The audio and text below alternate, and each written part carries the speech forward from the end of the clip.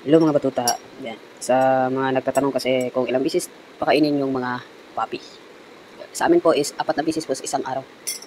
Magpapakain kami ng 7, tapos 12 p.m. at 7 p.m. at 12 a.m. Ganyan po talaga. Masaya ako na pinagpuyatan ko yung mga alaga ko kasi ang binigay nilang saya or nalungkot man ako sa pagkamatay ng mga ibang batuta ko, ang binigay nila sa akin is kasiyahan din para sa aming pamilya kasi pamilya namin sila. Pero sa mga nagtatanong about sa aking mga puppy, yes po, rehumin po ang iba. Hindi po lahat ha, ang iba lang. At saka mamimili din talaga kami sa magiging bagong parents nila. Hindi po kami basta-basta na binibigay yun namin yung aming puppy dahil lang sa pera. Hindi po ganun. Hindi po pera ang labanan sa aking mga apo. Yan, hinahanapan ko sila ng parents nila na yung talagang membro sila sa pamilya nila. Hindi na gawing lang bantay sa bahay. Kaya yun po, hindi po basta-basta din ako nagpapabili dahil lang sa pera. Hindi po ganun. Namimili po ako sa mga parents ng aking mga apo. Kaya sa mga nag-inquire po about dito, yan po talaga yung price ng pag. Medyo baba na nga yan po kasi noon ang price talaga ng pag is 30k female, 25k male. Kayo, sa amin talaga, nakita nyo, baba na po talaga yan. Nung sinabi ko sa inyo sa chat.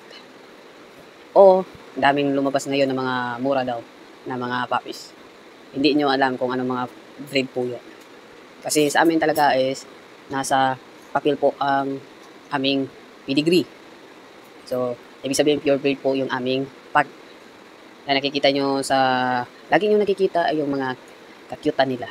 Kaya sana, maghanap din tayo ng bagong nilang parents. At mamimili tayo, hindi na pera lang, tanggapin natin dahil ganito ganyan. Hindi po. Kasi naranasan ko na yan, mga batuta. Maikling kwento lang ito ha. Naranasan ko may bumili sa akin. Oh, super baba ng binigay sa akin. Kasi akala ko alagaan. Sus, 4 months na sa kanila yung puppy ko. Kasi nakuha nila is 2 months.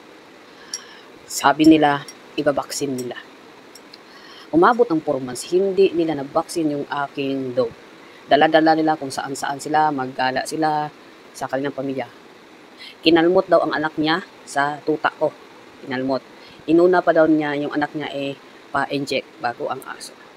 So, galing sa akin yung aso, sa tingin nyo ba, may revis ba yan na galing sa akin yung aso? Kaya sobrang sad ako kasi after 4 months, hindi pa na-vaccine yung aso ko at nagkasakit at nagkaparbo yung aso ko. Pinagilitan ko talaga mga batuta dahil nasasaktan ako. Sabi ko sa kanila, unahin po ba i-vaccine nyo po? Kasi nangako silang i-vaccine nila agad. Kasi sobrang baba na bigay ko ha. Pero hindi talaga nila na-vaccine. Promise lang pero hindi nila na-vaccine ito. Tapos ngayon, babalik-balik dahil gusto makabili. Tapos sila lang daw ang mag-vaccine. Binak ko. Sabi ko, hindi ka na makakaulit pa. Hindi pera ang hinahabol ko sa isang parents sa aking mga apo. Kundi pagmahal at safe sila doon. Na ituturing silang pamilya. At nangako kayo na i-vaccine nyo yung aso, yung apo ko. Pero 4 months na sa inyo, hindi nyo pa na-vaccine. Mas inyo na pa nyo ang gala-gala na kasama-kasama siya. Hindi nyo inuna ang healthy at safety ng aking apo. Kaya pasensya na. Hindi ka na makakulit. Hanggang dito na lang. Bye.